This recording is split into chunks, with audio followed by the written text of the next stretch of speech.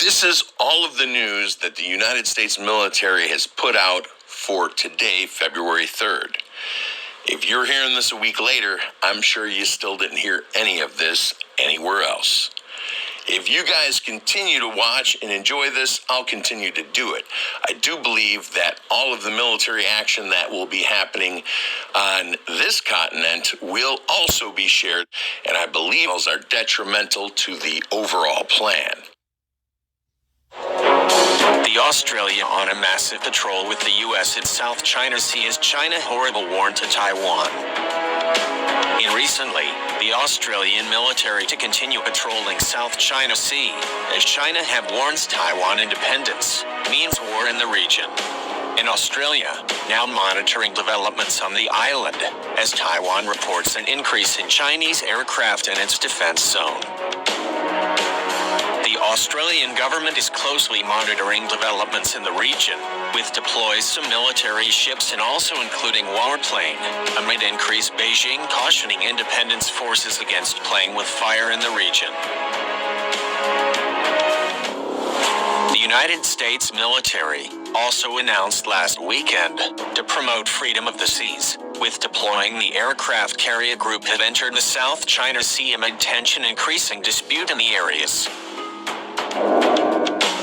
The Australian vessels and aircraft will continue to exercise rights under international law to freedom of navigation and also overflight, a spokesperson for the Australian Department of Defence said, including in the South China Sea region, and we support others doing the same, he said. Spokesperson for the Australian Department of Defence also saying that on Taiwan, we are aware of the situation, and we continue to monitor developments. And the comments were in response to questions about the American aircraft carrier group's arrival in the region. And most likely the United States new Joe Biden administration will request that Australia join it in the South China Sea, or it would carry out its own exercises soon. The Australian government believes Australia has a substantial interest in the stability of the South China Sea territory, and this in part because of the vast volume of trade that flows through it. And while Australia routinely operates alongside the American, and also including other partners in the areas, however, the government sticks to the position of not commenting on the specific details of Australian Defence Force operations. Amid heightened tensions in the territory, since last weekend, self-governed Taiwan has reported an increase in Chinese military aircraft in its air defense zone. According to a media report that cited Taiwan's defense ministry, 6 such aircraft, and also including some J-10 fighter jets, has flew close to the Taiwan-controlled Pratas Islands last Thursday.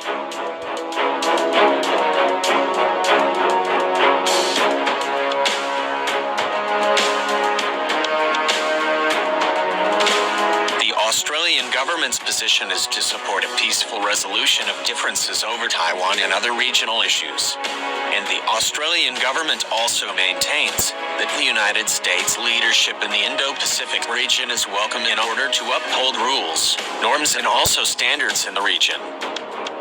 And now, the Australia and the United States would continue to work side by side with allies and also partners to maintain a region that is secure and inclusive in rules, the Australia's Defence Minister said, Linda Reynolds.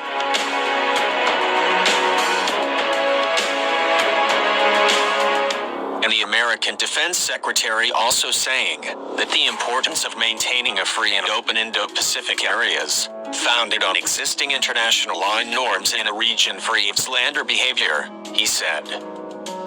Greg Moriarty, the head of Australia's Defence Department, also said a number of countries in the Indo-Pacific territory were deeply anxious about the future prospects for peace and stability, even the great powers to conduct themselves in a way that reassured the territory, he said.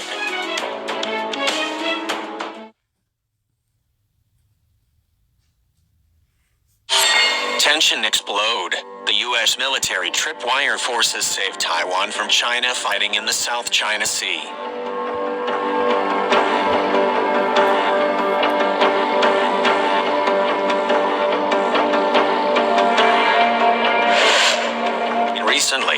is new thinking about problems like Taiwan is needed. That Taiwan needs to be prioritized and protected as part of the United States' grand strategy.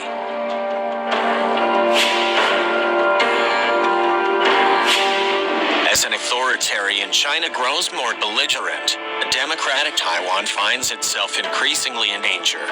And now, the United States should adopt a strategy it has successfully implemented elsewhere in the world, with the deployment of tripwire forces to deter an attack on the self-governing island from the mainland. How the United States would actually react to a Chinese invasion is ambiguous. However, while American presidents have supported Taiwan for decades with military arms sales and some F-16 fighter, lately, China has developed sophisticated anti-ship missiles, and also including other high-end capabilities able to threaten any of the United States force effort to relieve Taiwan by sea. However, specifically this strategic made sense as long as the United States force could easily repulse any Chinese crossing of the Taiwan Strait.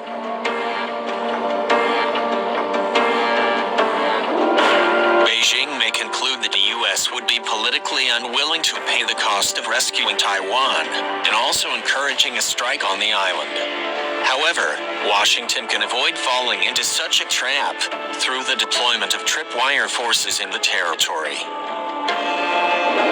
Specifically, Chinese planners would be forced to contend with the fact that any attack on Taiwan would be an act of aggression against the United States forces, and most likely all but guaranteeing a much wider American military force response to the region. By stationing a few thousand of the United States forces to Taiwan, significantly the United States complicate Beijing's military deployment in the territory. The United States tripwire forces have a long track record of success as a tool of American diplomacy historically, and a single brigade of American Army soldiers was enough to deter dozens of Soviet divisions from seizing West Berlin during the Cold War.